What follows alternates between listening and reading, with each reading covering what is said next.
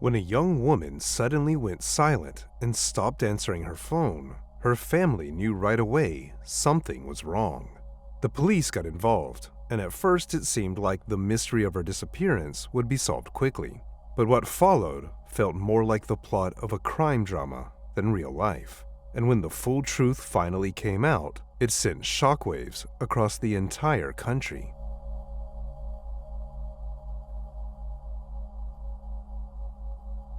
Andrea Eilber was born on April 17, 1991, in Flint, Michigan.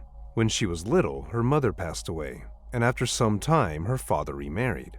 The family eventually moved to the small town of Otisville, where Andrea finished high school.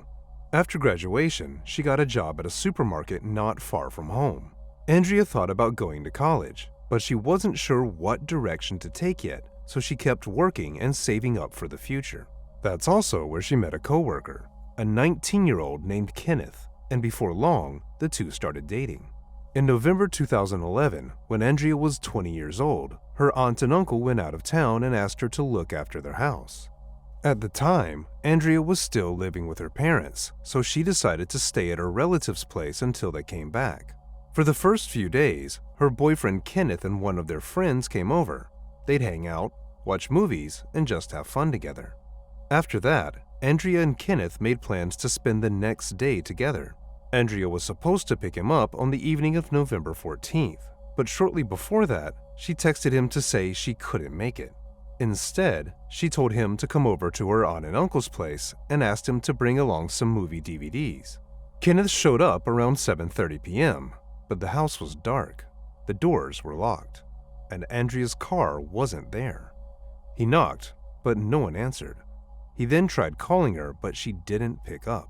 Thinking she might have stepped out for a bit, he decided to wait. About half an hour later, he finally got a text from her.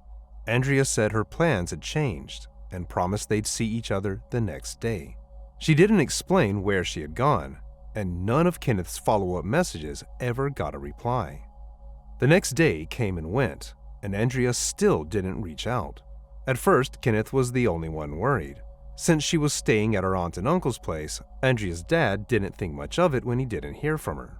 But by the following day, when Andrea wasn't answering his calls either, he started to get anxious. He asked another relative to check out the house, and she went there with Kenneth.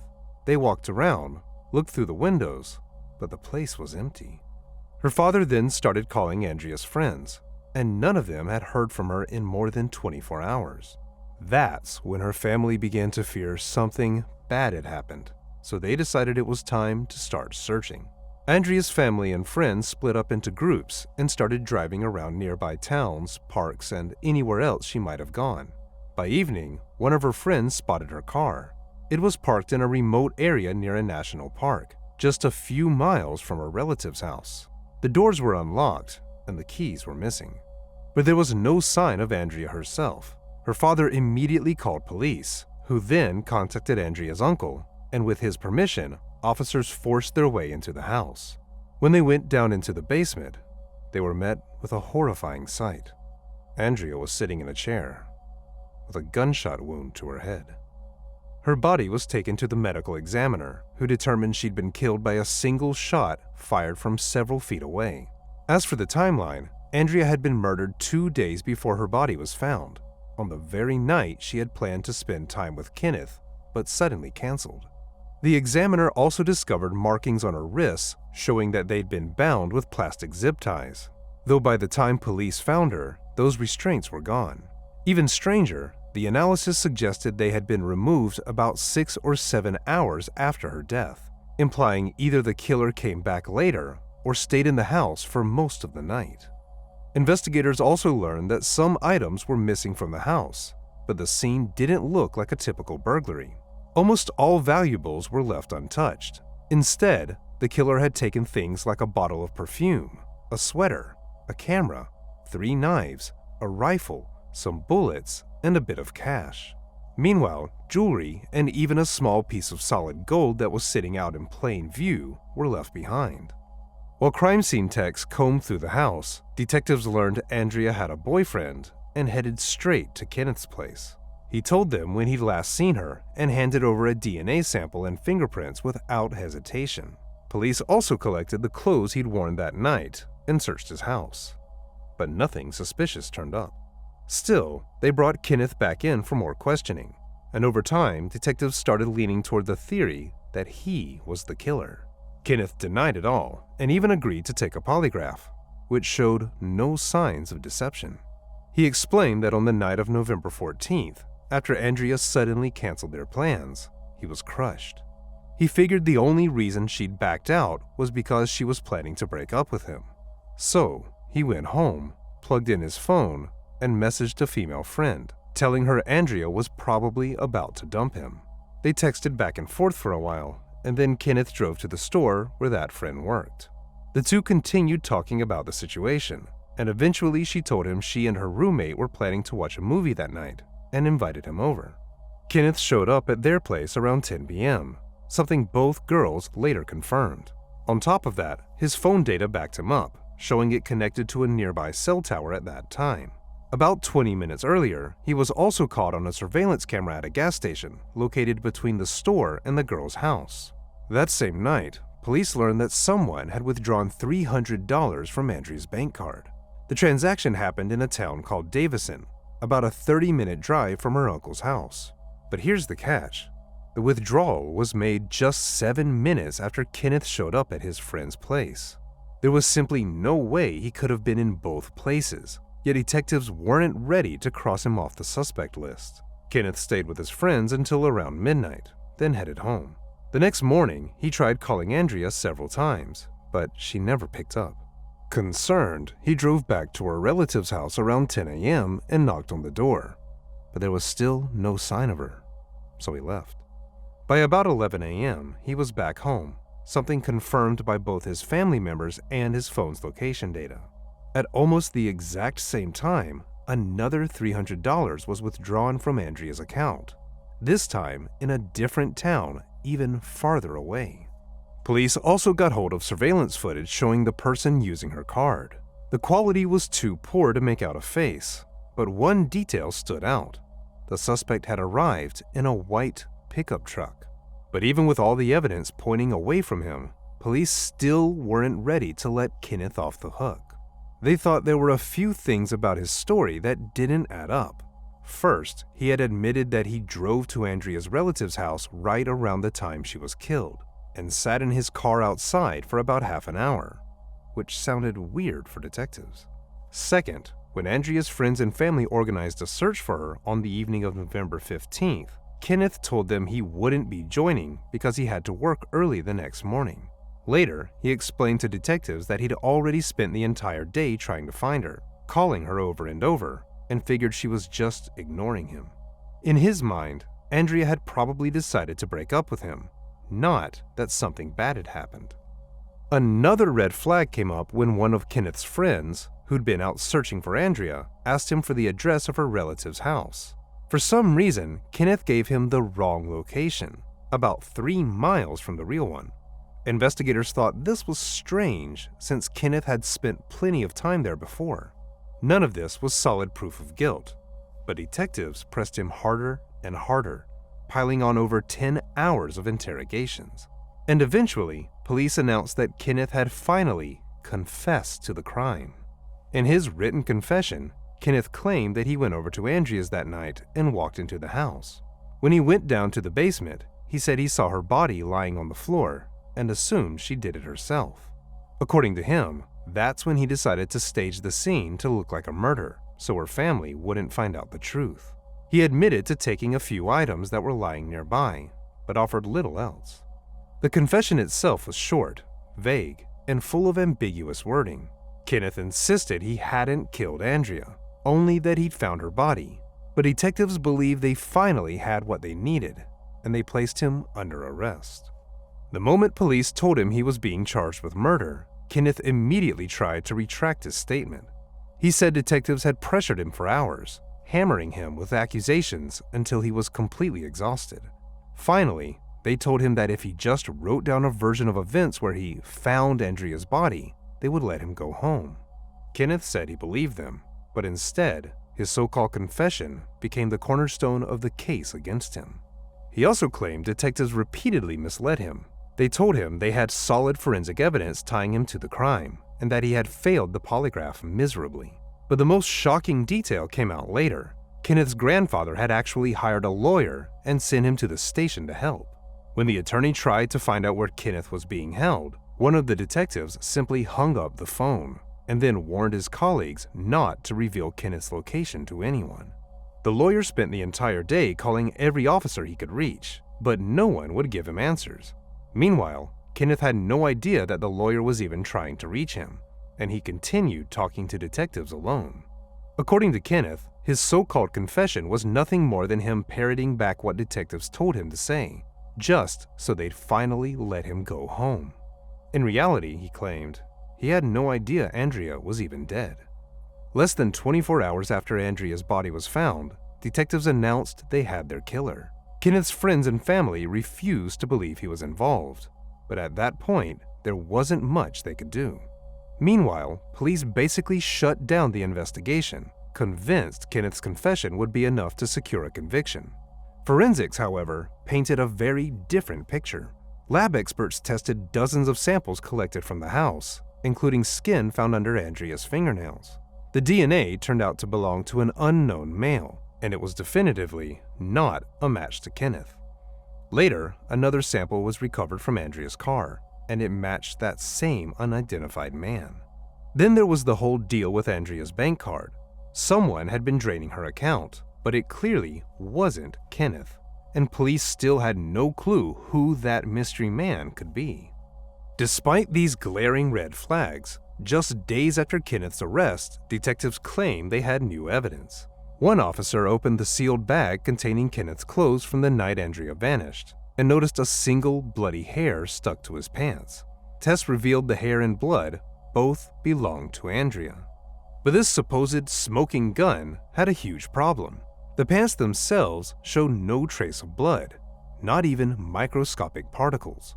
The forensic specialist who examined the item concluded that the hair must have landed there hours after Andrea's death, because if Kenneth had been wearing those pants during the murder, blood spatter would have been unavoidable. Kenneth's lawyer argued that the hair was most likely contamination. Police had grabbed Kenneth's clothes barely 30 minutes after Andrea's body was found.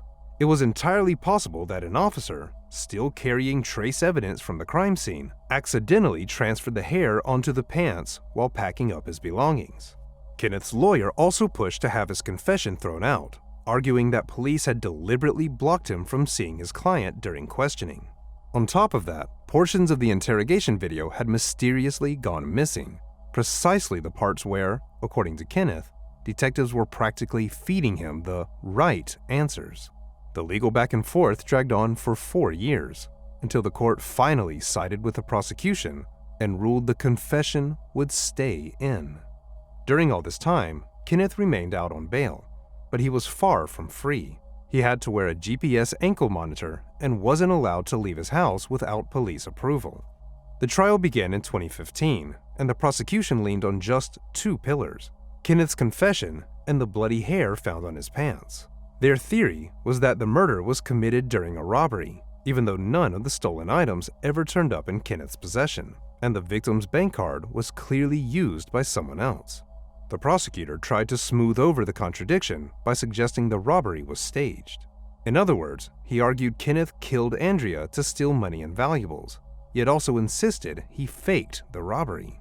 This argument was shaky at best, especially since Kenneth's family was well off and he wasn't desperate for cash. The prosecution also pointed to another detail. There were no signs of forced entry at the house, and Kenneth had a spare key. Andrea had given it to him just a few days before she died, so he could stop by whenever he wanted. But Kenneth insisted he had left the key on a table in the house 2 days before her death. His friend, who had been with him that day, backed up his story, and sure enough, police eventually found the spare key right where he said it would be. The defense, on the other hand, pointed to countless inconsistencies in the case and outright sloppy police work. They also highlighted something investigators seemed to ignore. Andrea's car had been taken and later abandoned a few miles from the house. Her father testified that the car had one particular problem. Oil constantly leaked onto the floor under the driver's seat, which meant Andrea's shoes were always stained.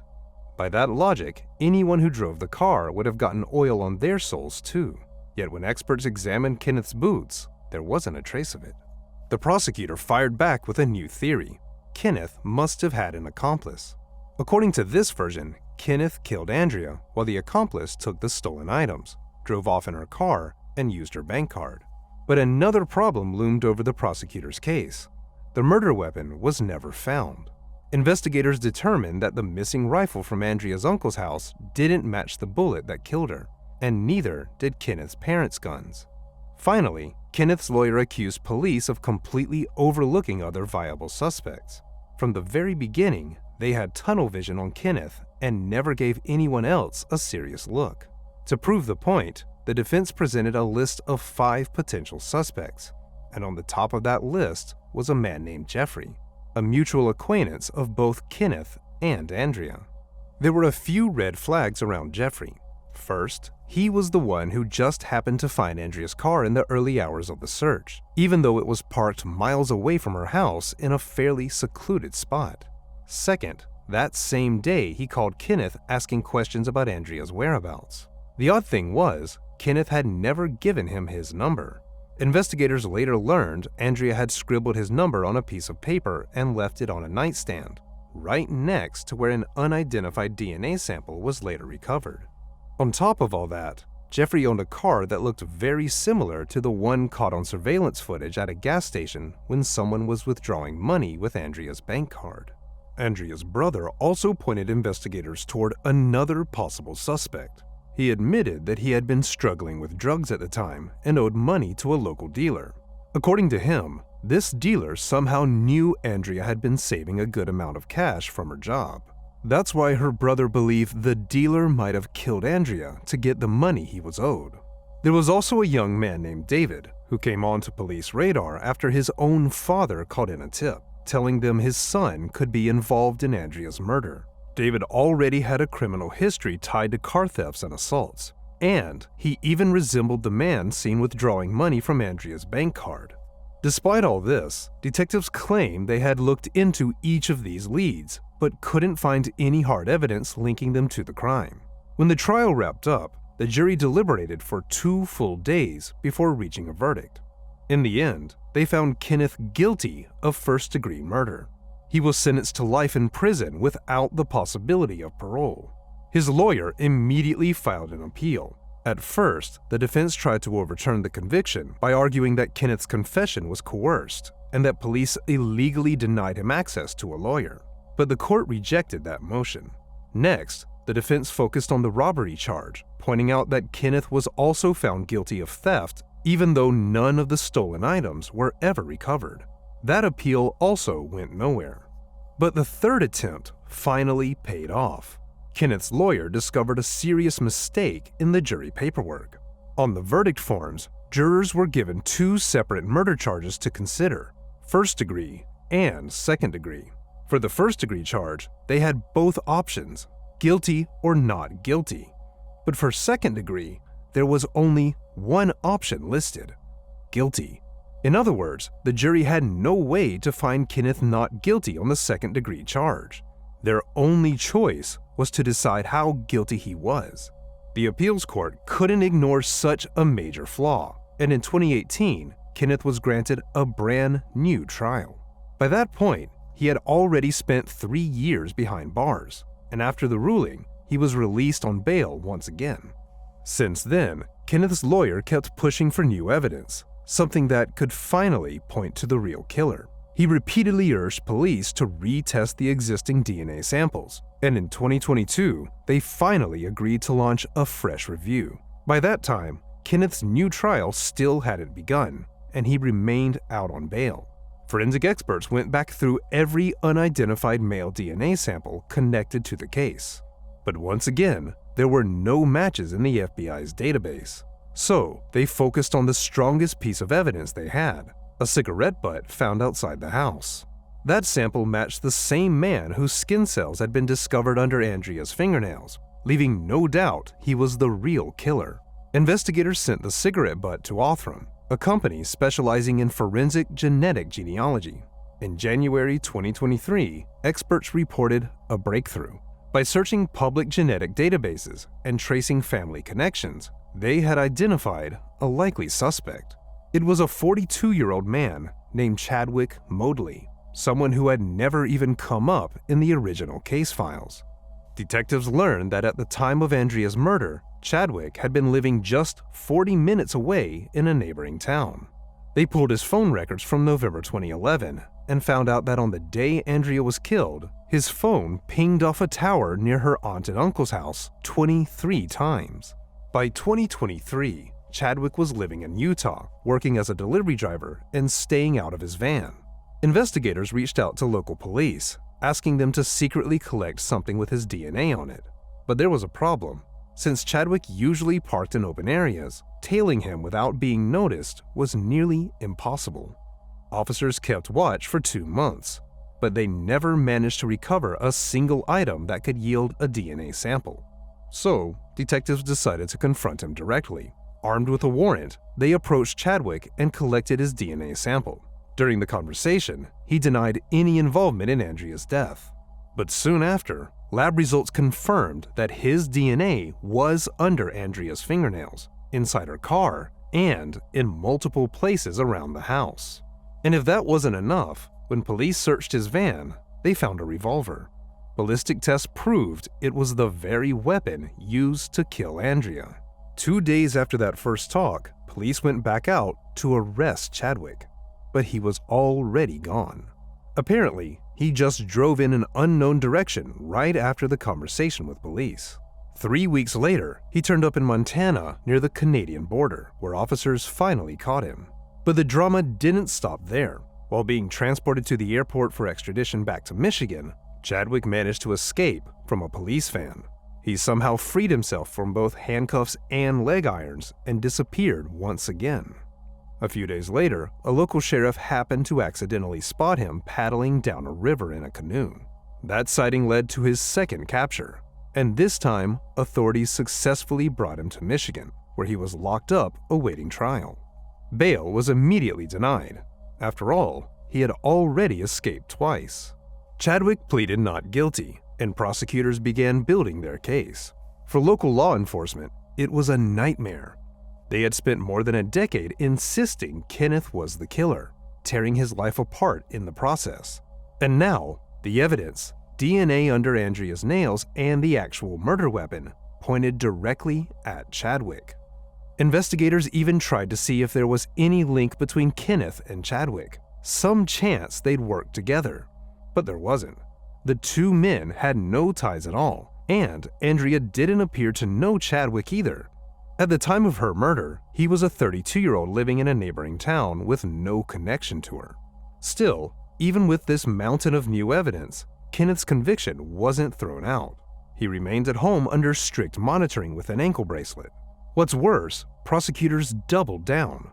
They announced they still planned to move forward with a second trial, pushing the theory that Kenneth and Chadwick had committed the murder together. In the end, though, Chadwick's trial never actually happened, because in February 2025, he entered what's known as a no-contest plea, essentially telling the court that he wouldn't fight the charges, but he wasn't going to admit guilt either. He told the judge that he'd been extremely drunk the night Andrea was killed and had no memory of what happened, though he didn't deny his involvement. During that same hearing, a disturbing fact came to light. Some officers had, in fact, looked at Chadwick as a suspect in the very early days of the investigation. But for reasons no one could explain, he never officially made it into the case file. By then, detectives were already fixated on Kenneth, despite the DNA mismatch and the missing murder weapon. In the end, Chadwick was sentenced to life without parole. He also turned to Andrea's family in court and apologized for what he'd done. For Kenneth, though, nothing changed. His attorney immediately demanded that the charges be dropped, but prosecutors flat out refused. They argued that Chadwick's conviction didn't erase Kenneth's alleged role and vowed to move ahead with a second trial. Chadwick himself stated that he didn't know Kenneth or Andrea and had no accomplice, but the state pressed on. That second trial is now set for January 2026, while Kenneth remains stuck under house arrest. Meanwhile, his defense team has secured a well-known forensic expert who reviewed the bloody hair on Kenneth's pants and confirmed what the earlier report suggested, that it could only have landed there a few hours after Andrea's death, not during the crime. Taken together, the DNA, the murder weapon, Chadwick's conviction, and the forensic analysis, Kenneth has a strong chance of finally clearing his name. But the damage has already been done. 14 years of his life have been basically lost. He spent years in prison and years locked inside his own home. Even if the courts recognize his innocence, he'll never get that time back. And if he decides to fight for justice against the officers and prosecutors who did it to him, it could take many more years, with no guarantee he'll ever truly be made whole. Share your thoughts on this story in the comments section, and don't forget to press the like button if you enjoyed my video. Thank you for watching.